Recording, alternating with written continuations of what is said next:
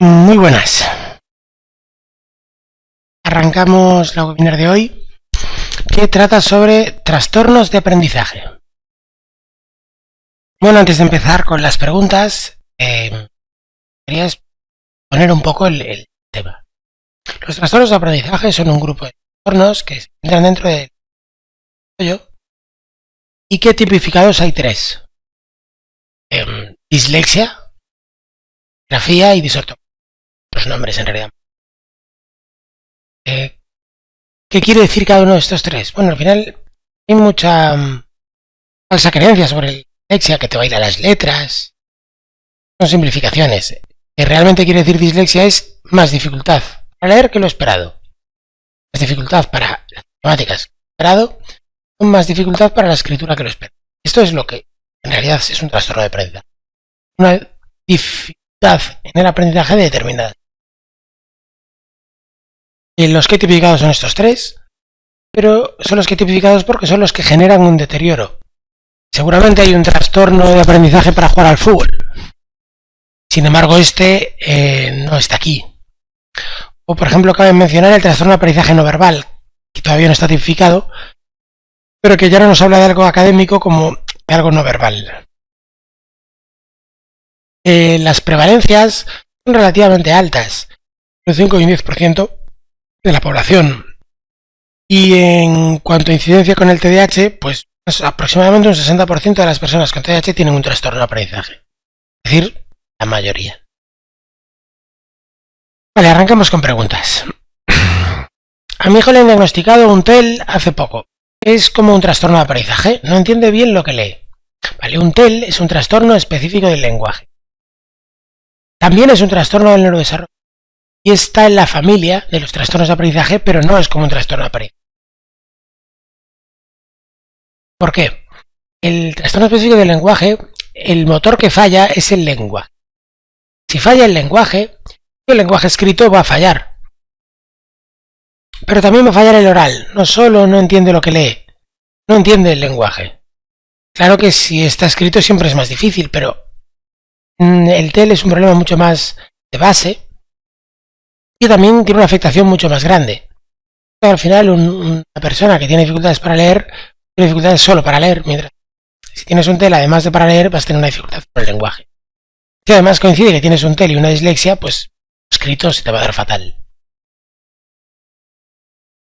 Una vez acabados los estudios, los trastornos de aprendizaje tienen incidencia en el adulto. Bueno, incidencia tienen la misma, en el sentido de que hay el mismo número de... Para afectación, que creo que es pregunta, obviamente no tienen la misma. ¿Tienen afectación? Sí la tienen, pero no la misma. Tienen afectación por varias razones. La primera es porque estadísticamente no van a terminar los mismos estudios que si no lo tuvieran. Es porque van a tener dificultades con esto mismo en la medida en la que un adulto puede tenerlo. Obviamente mucho menos. Se lee menos, se escribe menos, ya no se escribe a mano. Es claro que en los adultos la afectación va a ser muchísimo menor. Ahora bien, va a quedar. Y la tercera columna de la afectación en el adulto es el trauma. Trauma de todo lo ocurrido durante el colegio, de lo académico, que en realidad va a tener un montón de secuelas que quizás no vemos porque nos hemos acostumbrado. Cómo interpretamos los estudios de nuestros hijos, qué se nos pasa cuando vemos a otra persona leer, bueno, los efectos colaterales de todo el trauma de haber vivido una infancia con un aprendizaje. A mi hija con dislexia le obligan a leer libros complicadísimos y cada vez le está cogiendo más asco a la lectura. ¿Puedo hacer algo para que no le... Bueno, puedes intentarlo. Ahora, creo que es posible que no lo logre. Lo que sí puedes es decirle que no lea libros complicados. A ver, yo nunca leí un libro para el colegio. Leí un resumen del Rincón del Vago, algo así, y tiraba millas. Es decir, si el colegio no ayuda, que debería, y de hecho se puede tomar, lo que está claro es que tú deberías hacer algo, porque que alguien le coja asco a la lectura, más bien fobia, Es una putada. También puedes intentar, ya que estás inhibiendo la lectura por este día, fomentar la lectura por otro lugar, comprándole la guía del Fortnite. Vista así, gordita, y hay cosas de videojuegos, ¿qué más da el qué? Yo es que haga la mecánica. Las adaptaciones para los trastornos de aprendizaje son iguales que las del TDAH. Bueno, os sorprendería, pero muchas de ellas sí. Eso no quiere decir que sea correcto. En realidad, las adaptaciones para aprendizaje deberían ser muy diferentes que las de TDAH. Lo que ocurre es que la mayoría de las recomendaciones que se hacen para TDAH se da por hecho que el TDAH viene con trastorno de aprendizaje. Porque muchas de las personas que tienen TDAH y no tienen trastorno de aprendizaje pasan desapercibidos. Es triste, pero es así. Porque como saca buenas notas, no puede tener TDAH. Fin. Lo prueba, no puede tener TDAH. No funciona. Por eso muchas de las guías te ponen pautas que en realidad no son propias de aprendizaje. Por ejemplo, que en un examen te fraccionen las preguntas es propio. Que te agranden la letra es propio de la dislexia. Que no te descuenten por las faltas, propio de la disgrafía. Que dejen usar calculadora, propio de la discalculia. Es decir, dependiendo de qué se aplican unas medidas a otras. Ahora bien, dentro de las medidas que se aplican tenemos que diferenciar dos medidas. Las medidas cuyo fin es la estimulación, las medidas cuyo fin es la compensación. Y debemos tener en cuenta que una vez compensado, la estimulación se bloquea. Esto quiere decir que si yo estoy estimulándome, por ejemplo, para comer mejor y hacer dieta, pero a la par encuentro una operación que me hace flaco, pues ya voy a dejar de comer bien, porque es que tengo la operación. Entonces, cuando nosotros compensamos, por ejemplo con la calculadora, vamos a inhibir la estimulación, que en un momento dado puede ser la opción buena, ojo, pero si el niño todavía es pequeñín, pues hay que tener cuidado con esto. ¿A qué especialista debo acudir para tratar una dislexia? ¿Los psicólogos también la tratan? Vale. Es complicado. Los psicólogos tratan la dislexia. Algunos, los educativos. Los pedagogos y los psicopedagogos también. Logopedas también. Todos ellos lo tratan. Pero dentro de esto hay logopedas que no tienen ni idea de dislexia. Hay psicólogos que no tienen ni idea de dislexia. Y hay psicopedagogos que, aunque sea una parte muy importante, realmente tampoco tienen idea de cómo tratarla. Tienen idea de otras cosas. De cómo adaptar profesores, de otras áreas, pero no en sí de cómo tratarla. El tratamiento de la dislexia, por ejemplo, se realiza desde dos áreas, solo desde dos. Una tercera es la que no se aplica. Es decir, en general, muchos de los trastornos de neurodesarrollo se tratan desde tres áreas, que son entrenamiento, estimulación, que es lo mismo, reeducación y compensación. El entrenamiento consiste en entrenar el motor. La reeducación consiste en enseñar otras estrategias, como contar con los dedos, para compensar. Y las compensatorias es directamente evitar que tenga que enfrentarse a la tarea, como poniendo una carga. Entonces la discalculia no es un trastorno de aprendizaje. Uy, qué mal me debí explicar. Sí, la discalculia es un trastorno de aprendizaje. No sé en qué momento voy a entender que no. Es uno de los tres tipificados. Matemáticas, lectura y lectura. Lo es que el nombre oficial ya no es discalculia.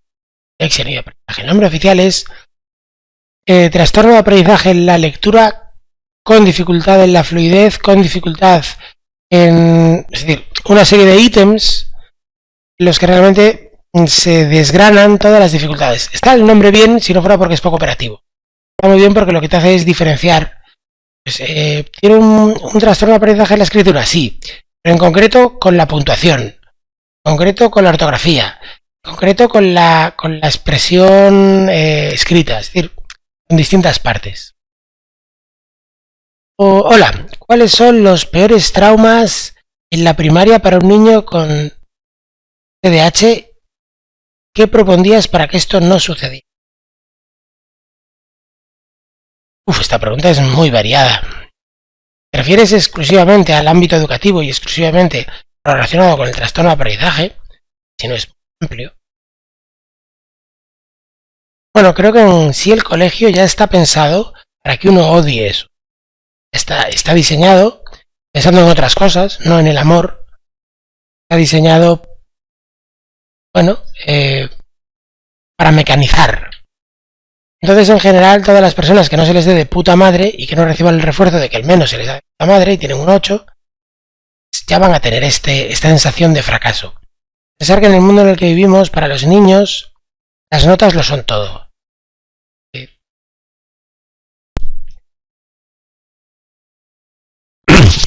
Las notas lo son todo. Todo el mundo te pregunta por las notas y en función de las notas parece que gira tú.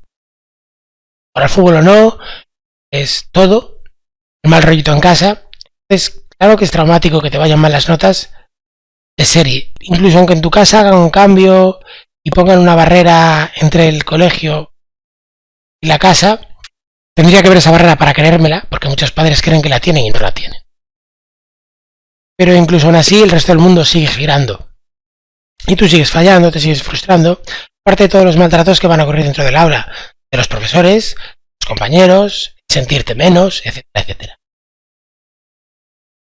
¿Qué propondrías para que esto no sucediera? Hombre, pondría un sistema educativo basado en proyectos y en gamificación. Mucha, todo, gamificación. Meterle algo de proyectos y quizás, ahora que estamos con el COVID y el online, quizás meterle algo de Flipped Classroom, pero siempre desde la motivación. Es decir, siempre de la motivación quiere decir que algo fundamental es que el alumno elija lo que quiere aprender. El centro de interés. Y si yo me lo monto bien, el centro de interés va rolando y termina en donde yo quiera. Pero tiene que partir de él. Si no, esto no va. Y yo os digo que tenéis que sentaros aquí delante a escucharme lo que voy a tener que decir de aprendizaje. Que no os interesa una mierda, pero que me escuchéis, no va a ser un problema. Si os veis con un chaval que tiene esto, pues vais a estar atentos. La dislexia se cura. Bueno, curarse no es la palabra porque no es una enfermedad. La dislexia nace si mueres. Ahora bien, tú vas a tener siempre hacer un esfuerzo extra. ¿Qué pasa? Que ese esfuerzo extra puede ser asumible o inasumible. Las reeducaciones funcionan muy bien. Dices, sí, las reeducaciones funcionan muy bien y la estimulación funciona mejor. ¿Qué ocurre? Que esto se tiene que dar a unos años. Cojo un chaval antes de los 10 años y con estimulación va a ir de puta madre. A partir de ahí ya tengo que empezar más a tipo reeducación. Si lo pillo con 18, bueno, es más difícil, no quiere decir que no. Sí, pero no va a ser el mismo resultado. Siempre va a quedar un esfuerzo más.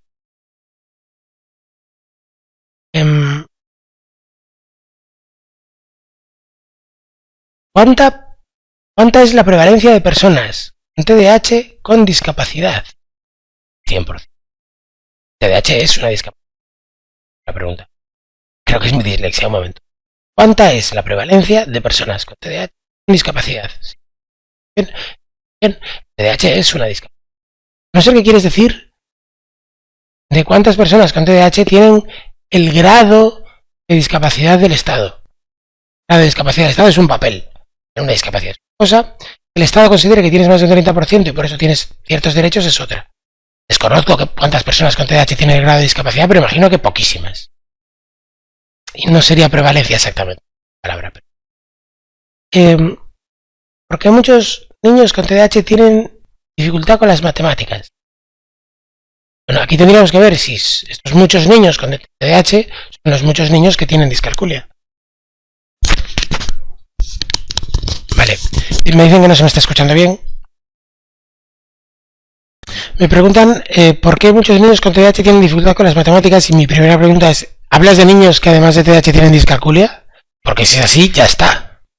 Si no es así, y además no es así, pero se ha comprobado, es decir, se ha descartado la discalculia, entonces las dificultades con las matemáticas individuales. Hay niños con TDAH que son unos cracks, pero unos auténticos cracks en matemáticas, y que todo lo que le fastidia el TDAH y las matemáticas es pues que se olvida la llevada, que es el clásico, me olvido de la llevada, o me cambio un signo, pero en general con un protocolo de repaso esto se solventa, solo por el TDAH. Si hay más cosas que el TDAH, entonces ya no. ¿Consideras el TDAH como una discapacidad?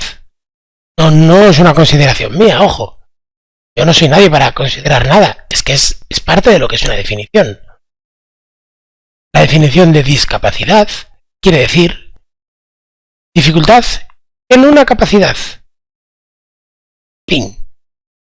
Y el TDAH, por definición, es la dificultad en la capacidad ejecutiva. Por lo tanto, obviamente es una discapacidad ejecutiva. Claramente. Hay margen a debate, creo. Si tenéis margen a debate, por favor. ¿El orientador de un centro puede diagnosticar una dislexia? Vaya pregunta percal. Mira, en rigor absoluto, solo un profesional clínico habilitado con el PIR puede diagnosticar una dislexia. Cuando digo rigor absoluto, quiere decir, bueno, si nos ponemos con la última ley que se ha sacado. La realidad es que esto no es así. No tendría sentido que lo fuera así. Es más, los clínicos con PIR no verían una dislexia sin que la tuvieran delante. Ellos están para otro tipo de patologías. Más gordas. El orientador puede, bueno, como mínimo puede hacer una previsión diagnóstica, sí o sí. Y además de psicopedagogo, también puede acercarse. Sí, yo diría que no. Diría, en general, salvo centros especializados en aprendizaje, deberíamos siempre reevaluar. Y si me lo hace el orientador del colegio, más aún. Deberíamos ir a reevaluar y a que dos personas digan, efectivamente, esto es lo que es.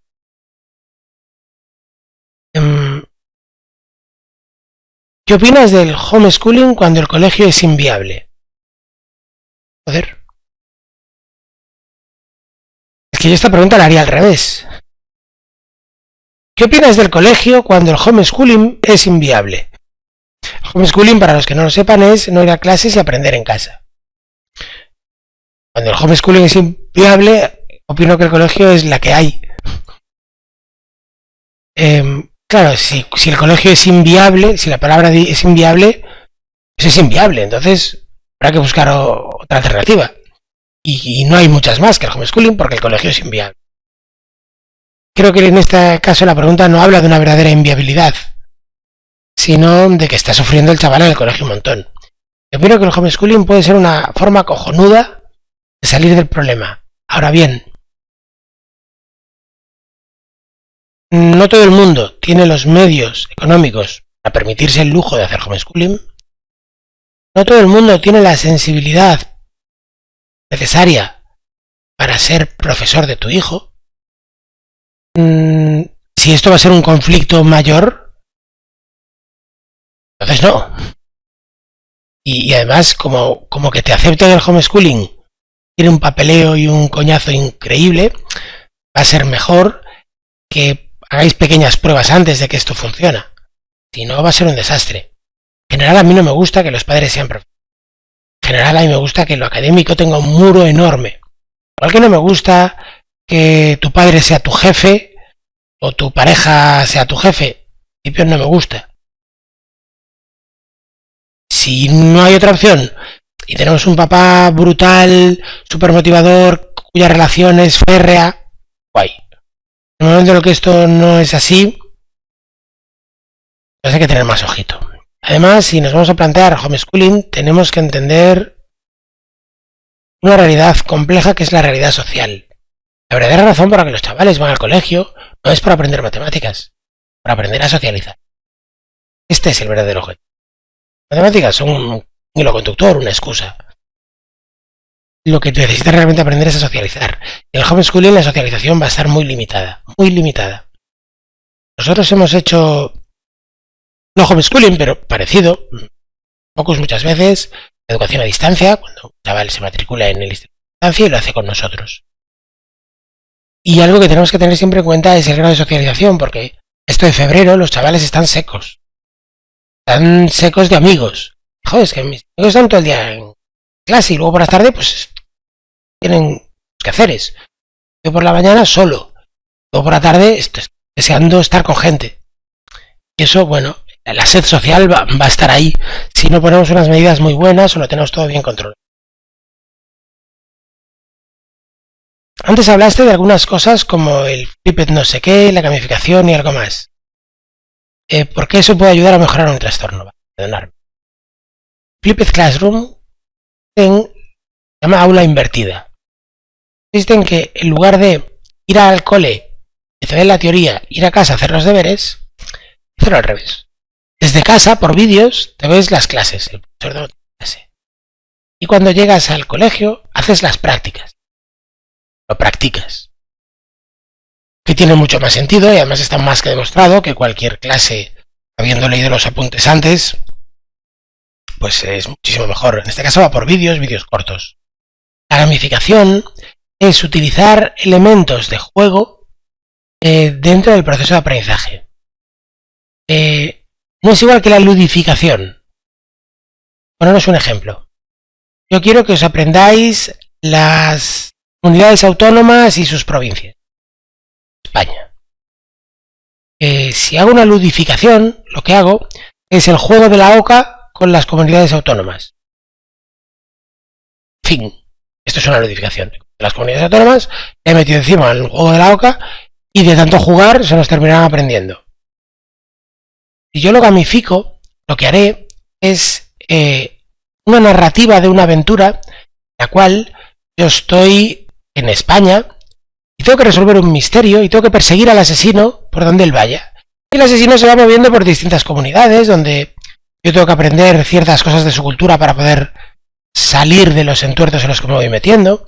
Y finalmente, después del proceso, pues me conozco España como la palma de mi mano. ¿Vale? ¿Por qué puede ayudar mejor a un trastorno de aprendizaje? Porque me evita. Por ejemplo, el caso del Flipped Classroom, como todo es en vídeo, tengo muy poco que leer. Por lo tanto, el disléxico te la pela. En el caso del disgráfico, si todo va por teclado, una buena parte de la disgrafía se va. De hecho, la mejor adaptación que hay en disgrafía, la primera es por un teclado. Y la segunda elimina el descuento por faltas. Que si pones un teclado con corrector ya se va. Las etiquetas como discalcúlico o disléxico no pueden hacer que vean a mi hijo diferente o que se metan con él. Para ver a tu hijo diferente no hace falta etiqueta alguna. Tu hijo es diferente como todo. El hecho de que se metan con él no va a depender de las etiquetas que tenga, sino de la inseguridad que tenga con esas etiquetas. Y tú tienes miedo de decirle a tu hijo que tiene dislexia, y le dices que lo esconda, lo que le estás diciendo es, estigma, esto es malísimo, ojo. Entonces cuando él lo diga, no dirá, sí, tengo dislexia, dirá, tengo dislexia. Los alumnos que tengo dislexia, así, atemerado, pues en el colegio lo van a pillar y lo van a freír. Porque en el colegio los chavales son expertos en pillar debilidades. Y cuando las pillan, ¡ah! ¡A Juan le gusta Pedro! Y la has cagado. Eso no se trata de que no tenga etiquetas, sino de que tenga estigma con esas etiquetas. Que digan, sí, ¿y? ¿Cuál es el problema?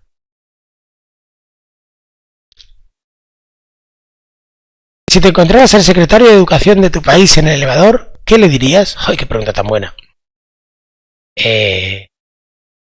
Mira, he fantaseado más de una vez con que me toca a mí el cargo. Parece un señor y me dice, usted, nuevo ministro de Educación, ¡ale! Montón de veces. Lo que yo le diría son dos cosas. La primera, no vas a transformar el sistema educativo si no transformas a los profesores.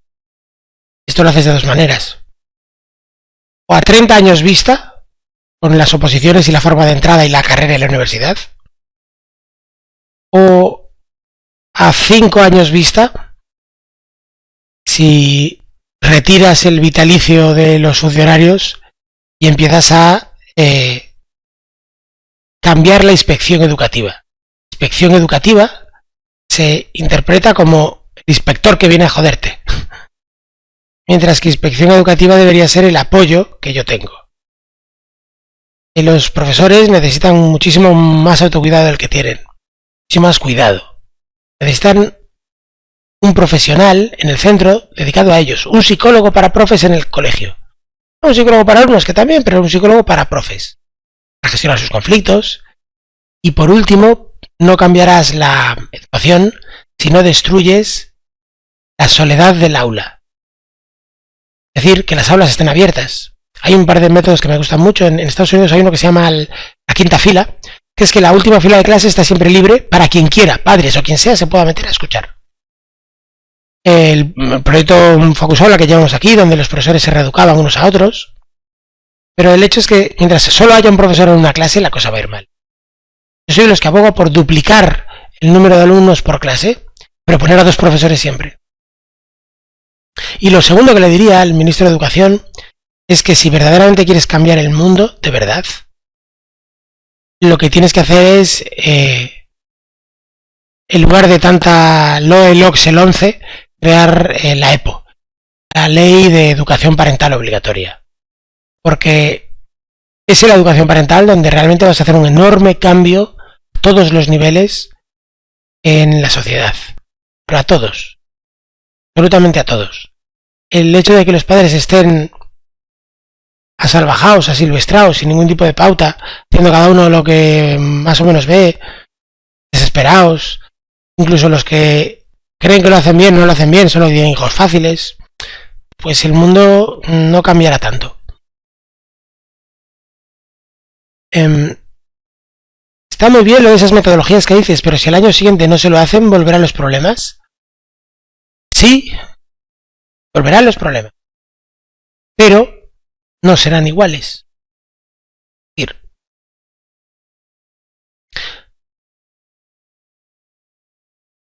Mira, me acuerdo de un corredor en una olimpiada, un negro que venía de no sé dónde, de África, que empezó la carrera y el tío iba como mal, y a mitad de la carrera se paró, se sentó, se quitó las zapatillas y echó a correr. Alcanzó al grupo, les pasó, les metió una paliza. Vale, este tío tiene que correr descalzo. Sin embargo, no le dejan correr descalzo. Tiene que correr con zapatillas porque es parte de la norma, se corre con zapatillas. Entonces, ¿es igual para este señor que haya ganado el oro aquel día en el que se pudo quitar las zapatillas? Claro que sí. El saber que puedes hacerlo, eso ya es la hostia. El tener éxitos en tu espalda, eso ya es la hostia. Que un año te cambien las metodologías y te hagan tener éxito, eso es oro. Aunque al año siguiente no las vaya a tener, no importa, yo ya he tenido éxito. Yo ya sé que puedo, ya conozco ese sabor. Es la hostia.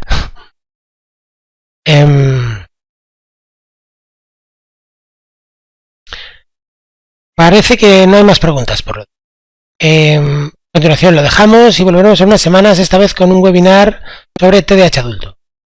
Gracias por estar ahí y hasta la próxima. Un abrazo, chicos, nos vemos.